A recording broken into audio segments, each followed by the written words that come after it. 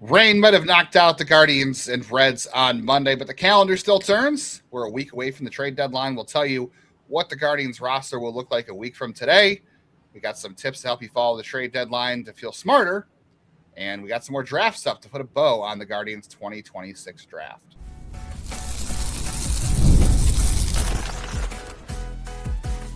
You are Locked On Guardians, your daily podcast on the Cleveland Guardians. Part of the Locked On Podcast Network, your team every day. Rain can only delay the Ohio Cup. It cannot cancel it. The Ohio Cup is still here. The Ohio Cup is always the friends that we made along the way. Let's be honest about that. This is Locked On Guardians, your only daily Cleveland Guardians podcast that covers your team every day from the majors, the minors, the draft, and everything in between. And we promise, I think we'll have time to hit on all three of those facets today in the show because we will talk about the Ohio Cup and it restarting on Tuesday with a doubleheader. We'll talk about who the 27th man will be for that game.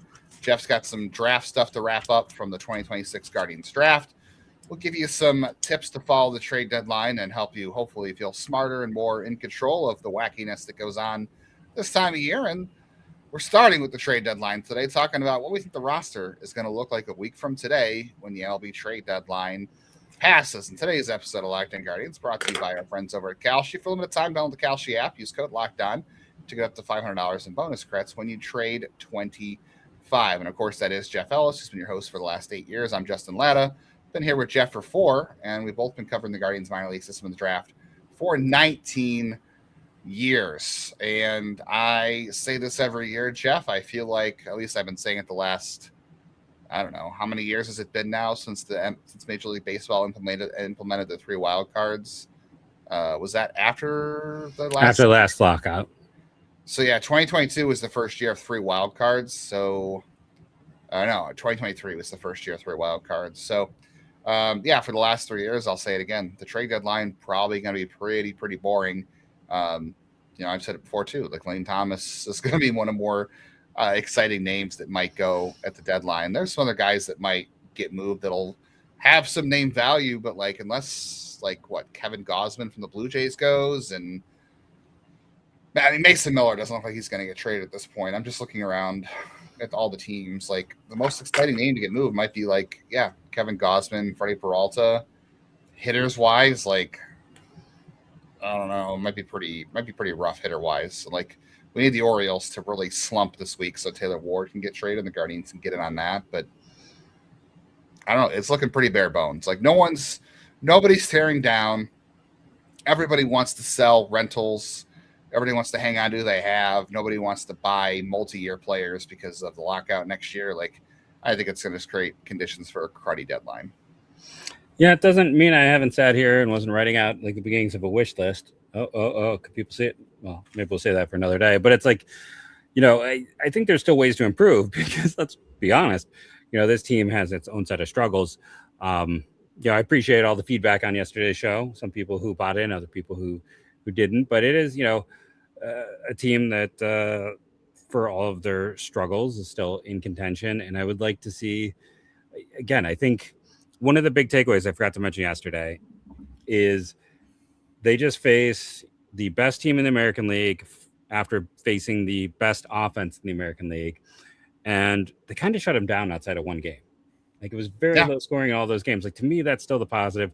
And yeah, it's rotation's right not the problem. We all know this. I know, but it stinks right now. But at the same time, only Quan is on a heater. It just takes 1 or 2 guys on a heater at the right time with this pitching to do something special. That's why I still believe in Bob. Playoffs. And I put together my hitter wish list about guys who I think could be available, and I do kind of want them to add 2 bats.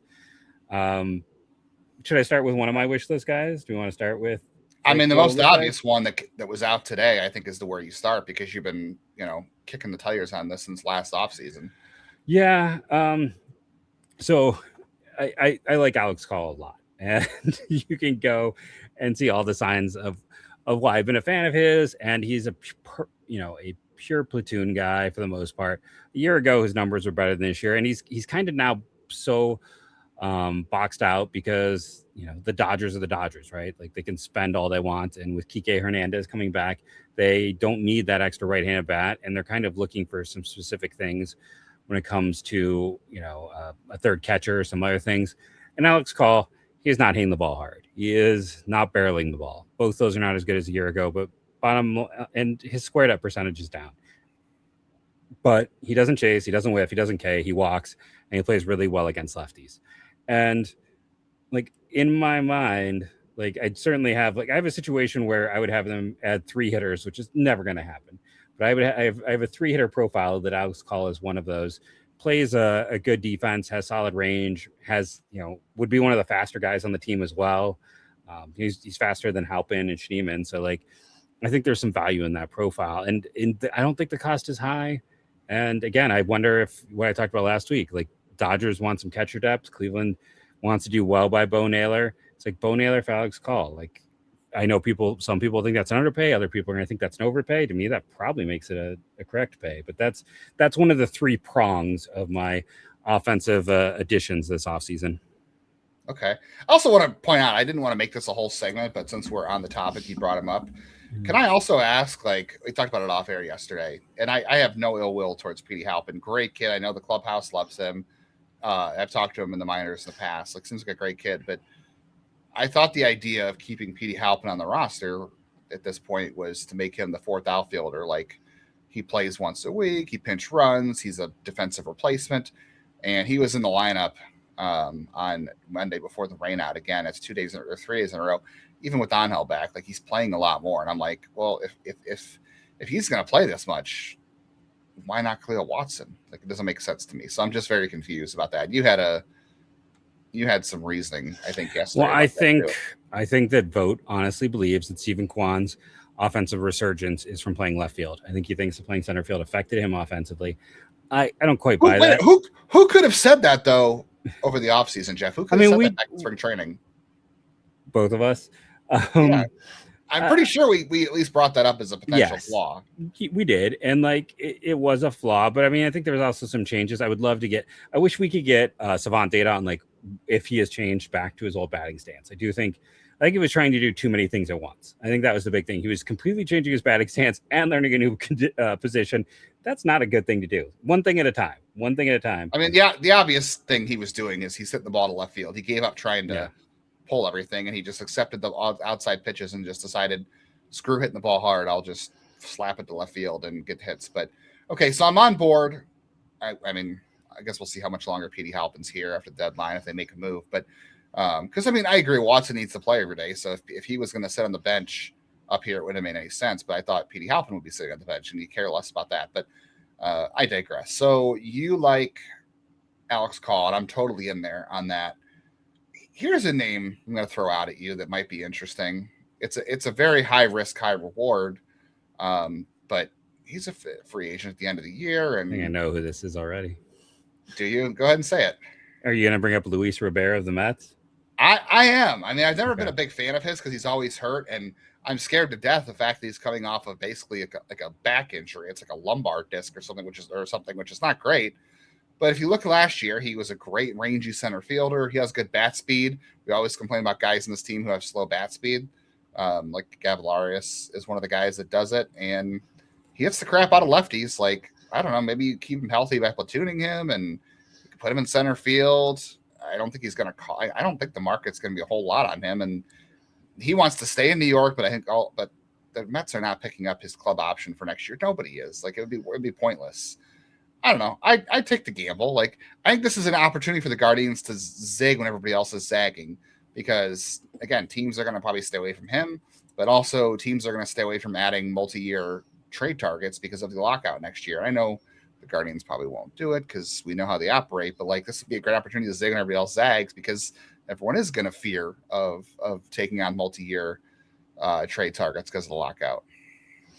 I don't know what the return for Luis Robert is, by the way. I don't have a good sense of that. I don't know. It's just like looking at it, like it's just that he's a chaser. He doesn't square up. He doesn't, with his bat speed though, he doesn't hit the ball hard, which is always like one of those concerns. He doesn't barrel. Yeah, he's had 117 plate appearances this year. He's walked a ton, which is good. Yeah, if you look at he's last walking year, bat speed, and that's about it. yeah, but the numbers against lefties are good. They were good last year. They're good this year in a limited sample. It's like adding a center field version of Gabby Arias. Like he can defend a valuable position and hit and swings a fast bat, but doesn't. So everybody would love that addition. That's what you're saying. Everybody would love. I don't know what a good return is. Like I have to look at the Guardians prospect list again or my prospect list and just be like, I don't know. Can you trade like? I don't know. I feel like him and Call are you're getting the same. You know, you're getting one or the other if you're getting either of them. But it's like they're kind of the same thing. Yeah, like can you give up like would you be willing to give up like Peterson or I don't know? Would the Mets take like Hartle or Caden Favors? Is that too much? I'm so bad with these type of trades. It's probably multiple pieces. It's probably something because it's probably something along the lines of something like Hartle, and then some kind of flyer in the lower minors. Give him like Steven Perez or something. Like they need lefty. No, see, I mean, Steven Perez hasn't looked like a major league option all year. No. So it's probably more of like I said, it's probably one safe guy, one lotto ticket. So it's probably it's someone like Hartle and. Yeah, I'd have to really look at some of those. It's like I'm not giving him Cody Huff. I'm not doing that. But it's probably someone like Raul Ramirez, like from a few years ago with Lane Thomas deal, like one of those. Rafael Ramirez, Ramirez, yeah. Give him Chase Mobley. He's back in Arizona, and that's no one wants Chase Mobley. Nobody wants Chase Mobley. Poor guy. I feel bad for the kid, but it's not gone well. It has not gone well. All right, we'll talk more about trade targets. We'll talk about maybe a better way to follow the trade deadline that might make you feel better about when people are talking about weird trades and rumors. And then we'll get into some more draft stuff. And then we have to talk about the Ohio Cup, Jeff's favorite series of the year.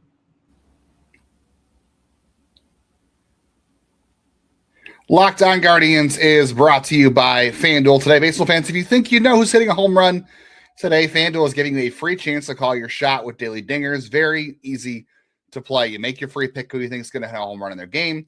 If you're right, you get a profit boost to use in your next bet for a chance at extra winnings. And best of all, you can make a free pick every day throughout the MLB season. Daily Dingers is another fun way to stay engaged with every day's games, whether you're following your favorite team, much as they frustrate you, or keep an eye on the matchups across the league. Every game's got someone capable of going deep, even the Guardians. Now you get your chance to make your prediction before the first pitch. I'm playing today, and I just took Elly De La Cruz. They gave me the option to pick him, or you can pick a number of other players they give you on a prompt, and you could also say none of them.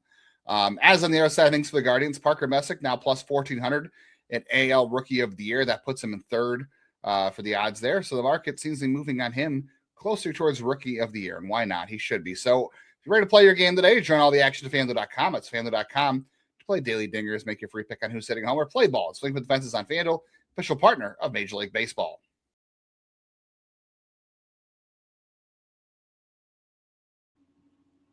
Thank you, as always, for making Locked On Guardians your first listen today and every day, wherever it is you get podcasts. If you want more of the show, when the show ends, the Everydayer Club gets you ad-free versions of the show on audio platforms wherever you listen. It also gets you access to a private listener Discord so you can chat with other Guardians fans in the Guardians channel, Jeff, myself.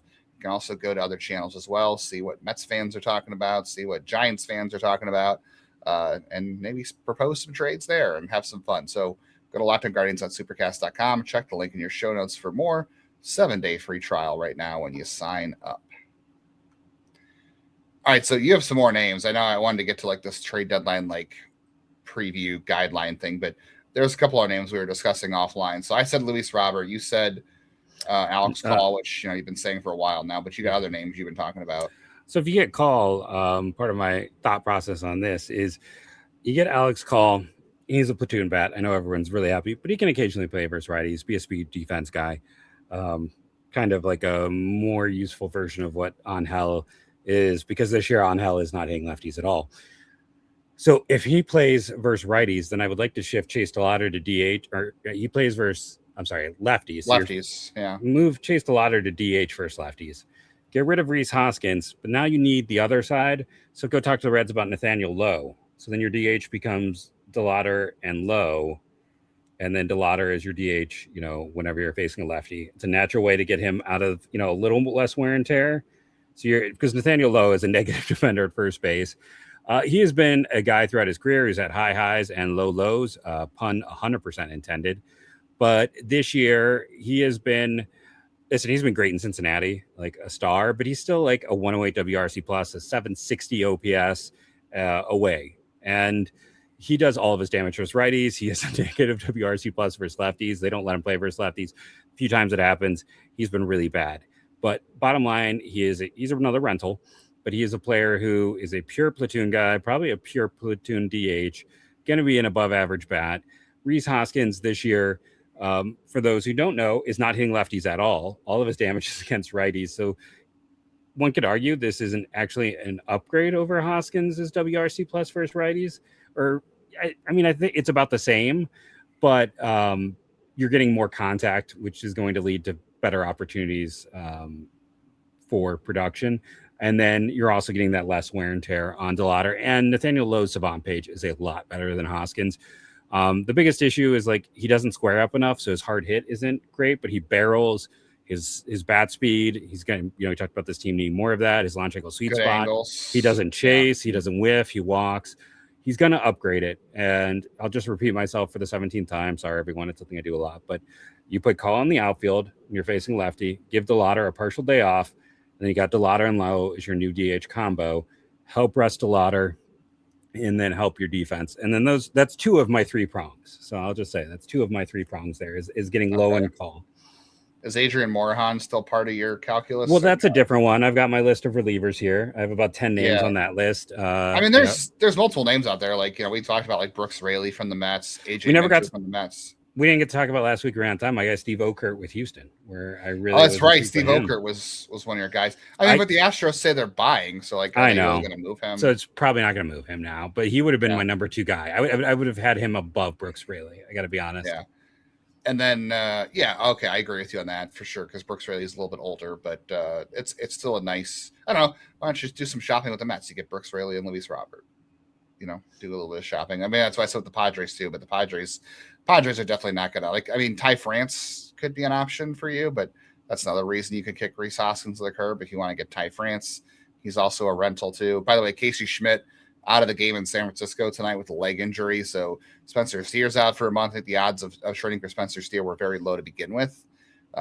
So he's definitely off the table now because he's going to be out for a while with the hand injury. And if Casey Schmidt is out, I mean, there was no indication the Giants were going to listen on Casey Schmidt or Julio Ramos. I know he's been a popular player in our comments, Jeff, but there's been no indication the Giants are listening on those guys. They did say they're open to business, but there's been no indication those are the guys they're going to move because they have multiple years of control. I don't really know who the Giants are going to move, to be honest with you. It's a bad roster. That's one. But he also said if he gets traded, he wants to play second base. Which we can then have that debate about, we have the own one about like, do you call up on hell and put Bazana at DH? But yes, that's the other thing. Well, it might be a talk for tomorrow. It's a talk for tomorrow. I'll say this. I instead of trading for a rise and bumping up the other two, I still prefer my idea of and people were like, of course you do. I just like the idea of calling Low because it sounds like a law firm or a commercial. But I also like the idea of finding more ways to get Chase DeLauder more rest this season. I agree with you on that. No, I think that's fine. I think that's a very solid. And that would work with Robert too. Like if Robert is mostly just a platoon guy, it's the same idea. But it's moving on from Hoskins to open up that DH spot.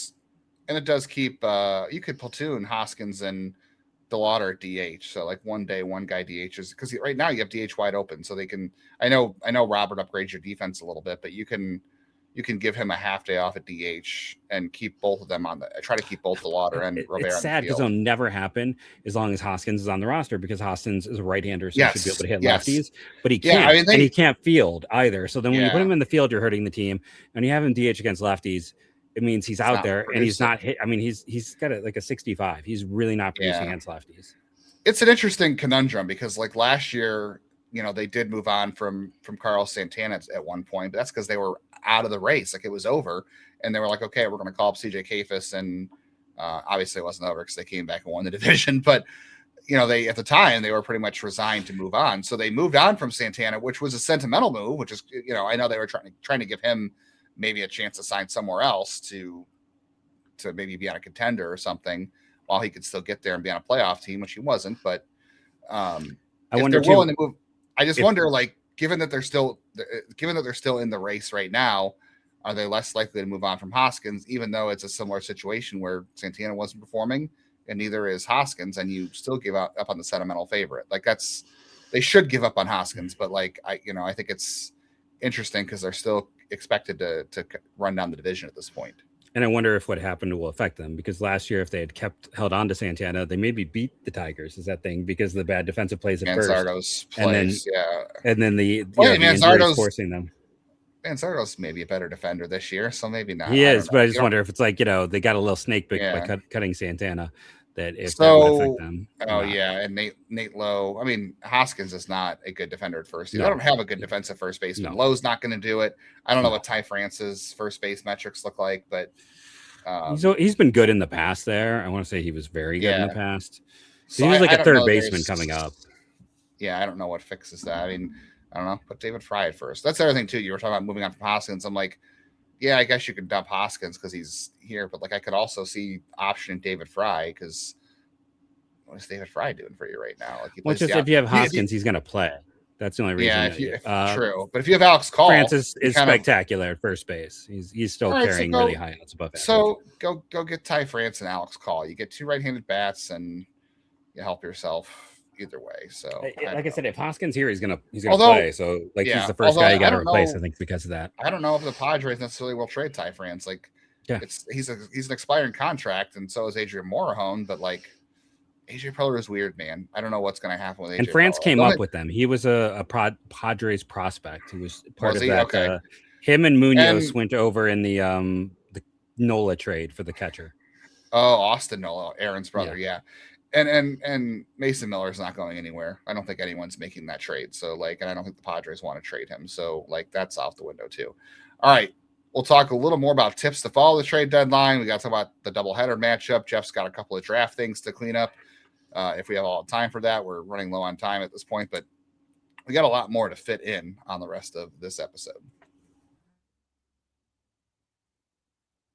As we move into the stretch run of baseball season, you can make it more this year on Kalshi, America's #1 prediction market platform, where you can trade on every single game. Just looking at what's going to happen on Tuesday, where things are moving. So the day game for the Guardians at 140 against the Reds.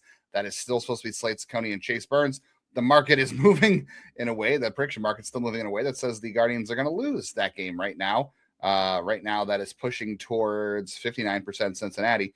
But looking at the night game, you've got Gavin Williams versus a bullpen game, or at least an opener on Tuesday for the Reds. The market's moving at 53% towards the Guardians to win that one. Doubleheaders are very hard to sweep, so see what happens there. Kalshi, you're trading against peers in a live market. There's no house. As long as the probability keeps changing, you can buy in and out of your position, trade the draft pick, the game more on Kalshi. Download the Kalshi app. Use code LOCKDOWN for $500 in bonus credits when you trade 25 KALSHI. Kalshi, trade on anything 18 plus only. Eligibility requirements apply. Event contract trading involves risk, may not be suitable for all investors. Kalshi products are not available in all jurisdictions. Prices, values, and available markets may differ from those mentioned. For more information, see kalshi.com/regulatory.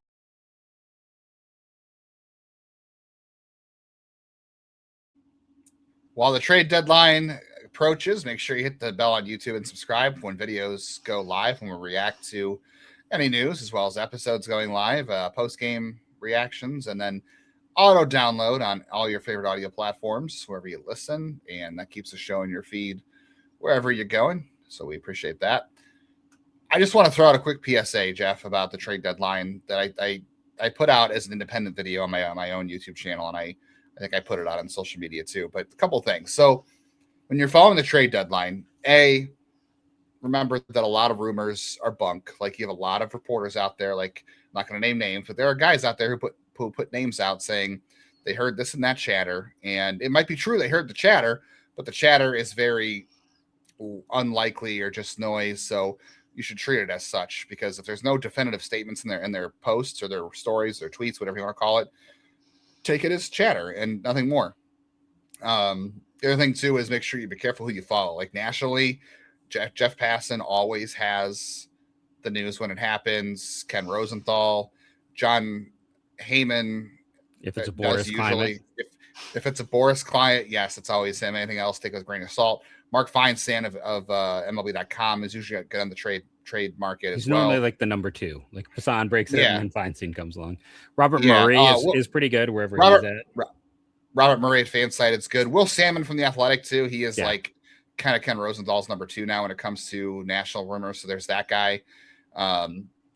Buster Olney, still occasionally gets some news as well. So those guys you can, trust. And then obviously locally, like Zach Meisel is the guy to follow. Like there's other people in Cleveland, but Zach Meisel will occasionally get the tip as well. Yes, you can get Hoynes too, who is a Hall of Famer. Congratulations to one of the nicest people I've ever met. Yeah, everybody says he is one of the nicest people in the industry. He's made a lot of friends. They don't stick around this long by not making friends in a very cutthroat business. So congrats to him and his family on that honor. The other thing too, I also want to point out too is like stop proposing trades where the Padres get Gabriel Arias and CJ Kayfus and Bo Naylor and Khalil Watson, and the Guardians get Mason Miller. No team wants your garage sale players for their star player. Unless you're the Yankees.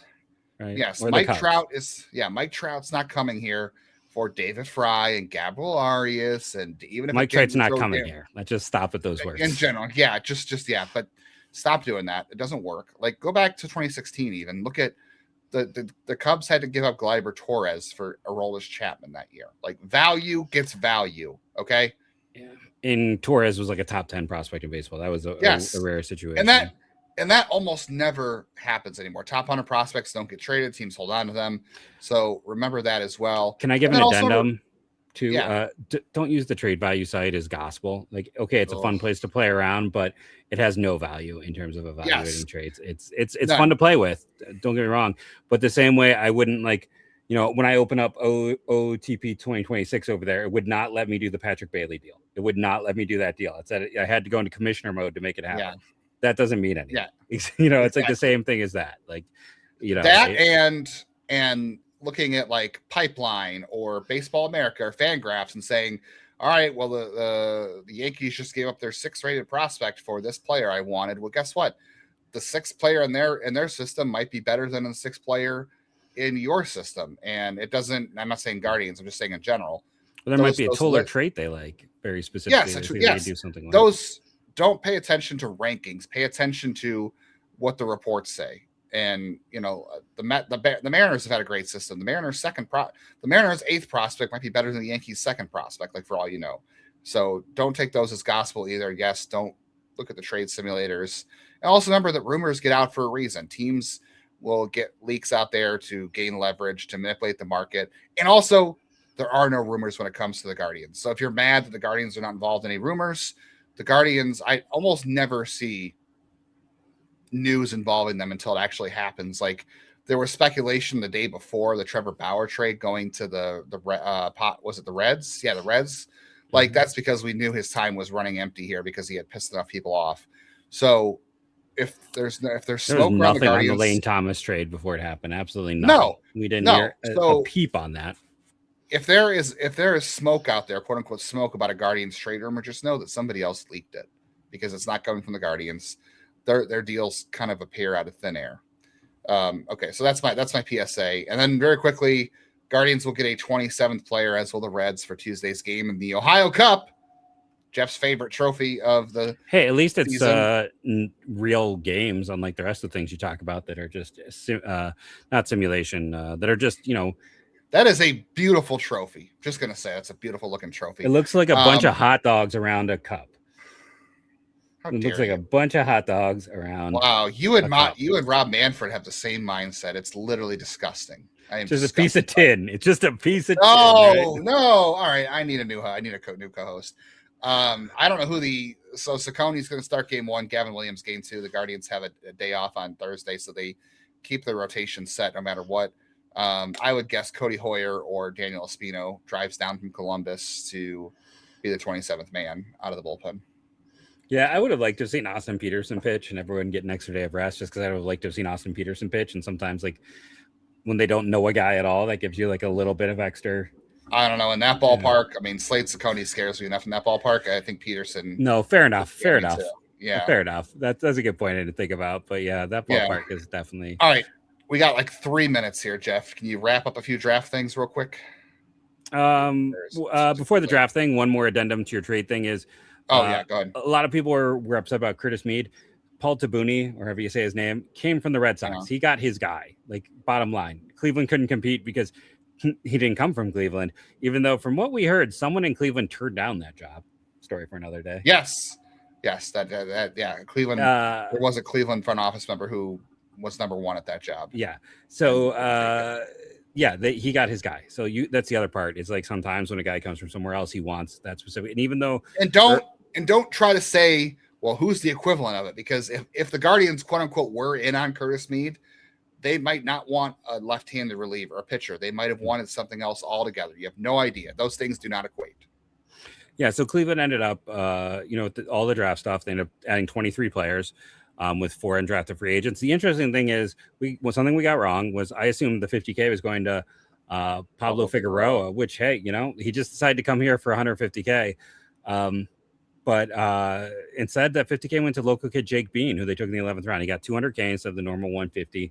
So good for him. He's a good athlete. Kent State it pains me as someone who spent a lot of weekends there, even though, my grandfather was president of the Athletic Association at Akron.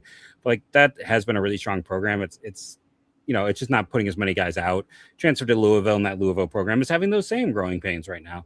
So good traits, and they had to go a little bit higher. So, it's an interesting player. I will be extra attention to Jake Bean.